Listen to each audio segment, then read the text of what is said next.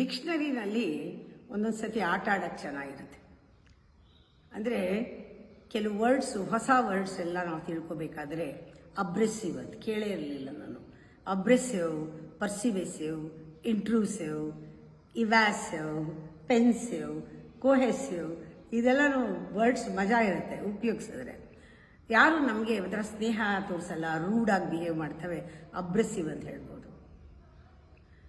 ಕೆಲವರು ಮಾತಿನಿಂದ ನಮಗೆ ಕನ್ವಿನ್ಸ್ ಮಾಡಕ್ಕೆ ಬಂದಾಗ ಪರ್ಸಿವೆಸಿವ್ ಅನ್ಬೋದು. ಕೆಲವರು ನಮ್ಮ ಪ್ರೈವಸಿನ ರೆಸ್ಪೆಕ್ಟ್ ಮಾಡೋದಿಲ್ಲ, ಇಂಟ್ರೂಸಿವ್ ಅಂತ ಹೇಳ್ಬೋದು. ಕೆಲವರು ಸರಿಯಾಗಿ ಉತ್ತರ ಕೊಡೋದಿಲ್ಲ ಯಾವುದಕ್ಕೂ, ಇವ್ಯಾಸಿವ್ ಅಂತ ಹೇಳ್ತೀವಿ.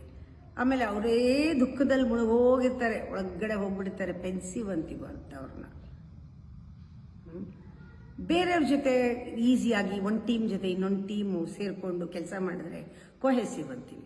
ಈ ಥರ ವರ್ಡ್ಸ್ ಎಲ್ಲ ಹುಡುಕಿ ನಾವು ಯಾವಾಗ ಯಾವ ರೀತಿ ಉಪಯೋಗಿಸ್ಬೋದು ಅಂತ ತುಂಬ ನಾಲೆಡ್ಜ್ ಇಂಪ್ರೂವ್ ಮಾಡ್ಕೋಬೋದು.